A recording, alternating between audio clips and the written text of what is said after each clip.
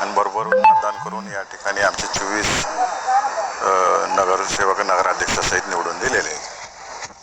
आणि हे गाव आणि दाखवून दिलं की सुसंस्कृत गाव आहे. खालच्या पातळीला गलीच्या पातळीला जाऊन कोणी काय बोललं हे अकलूज गाव स्वीकारत नाही, हे ह्या माध्यमातून दाखवून दिलं.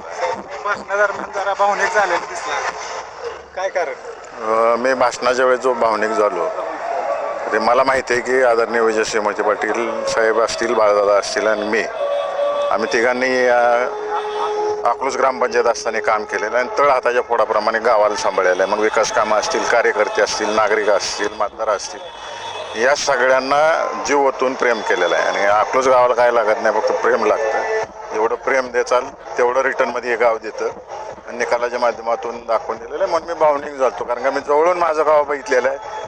पहाटेच्या 3 आणि 4 वाजता उठून सुद्धा टँकरने पाणी मी गावाला पाजलेलं आहे. आणि काय संकट आली त्यावेळेस 3-3, 4-4 दिवस झोपलेलं सुद्धा नाही.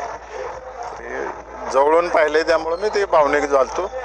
आणि गाव जेवढं प्रेम द्याल तेवढं रिटर्नमध्ये देतं. आता 5 वर्ष या ठिकाणी प्रशासक असल्यामुळं पदाधिकारीच नव्हते आणि त्याला मर्यादा येत होत्या.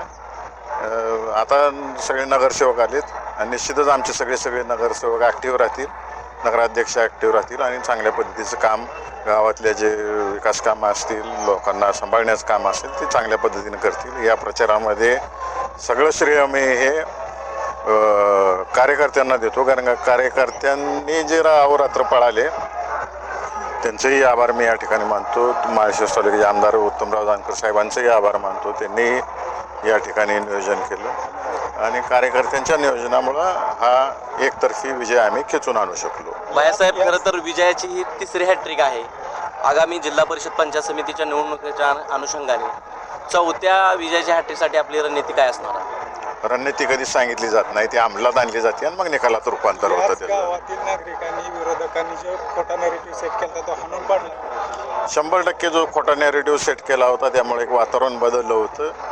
ते निकालाच्या माध्यमातून जनतेने उत्तर दिलेलं आहे आणि ज्याला त्याला ज्याची त्याची जागा दाखवून दिलेली आहे. आणि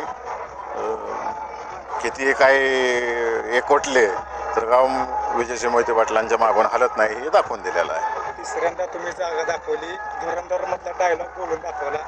काय सांगचाल विरोधक माझ्या आमदाराविषयी? सांगितलं ना मी त्यांना, तुम्हाला सगळं सांगितलेलं. जनतेनं आपापलं आत्मपरीक्षण करावं. जिल्ह्यामध्येच निकाल जर पाहिले आपण सगळे तर या सोलापूर जिल्ह्याची मतदार जिल्ह्याच्या निकालाच्या माध्यमातून दाखवून दिलेलं आहे की या ठिकाणी हुकुमशाही चालत नाही किंवा बळजबरी चालत नाही.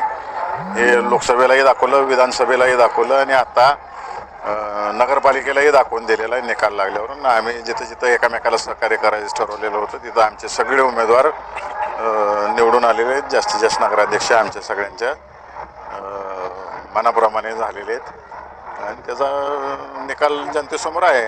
फक्त मागाशी जसं मी बोललो की सोलापूर जिल्ह्यातील जनता ही अत्यंत स्वाभिमानी, विजयसिंह मोहिते पाटील साहेबांवर प्रेम करणारी जनता आहे. याचं उत्तर निकालाच्या माध्यमातून दाखवून दिलेलं आहे. आणि सोलापूर जिल्ह्यातल्या जनतेला खालच्या पातळीला जाऊन बोललेलं आवडत नाही, हे या निकालाच्या माध्यमातून दाखवून दिलेलं आहे. अकलूजच्या जनतेला जाता जाता काय संदेश द्याल, काय शुभेच्छा द्याल? मी अत्यंत आभार मानतो अकलूजच्या मतदारांचे की त्यांनी जो विश्वास मोहिते पाटील कुटुंबावरती दाखवलेला आहे, आमच्यावरती दाखवलेला आहे, त्या विश्वासाला कुठेही तडा आम्ही जाऊन देणार नाही. त्यांनी जी अपेक्षा धरलेली आहे विकास कामांच्या बाबतीत ती 100% पूर्ण केली जाईल. थँक्यू साहेब.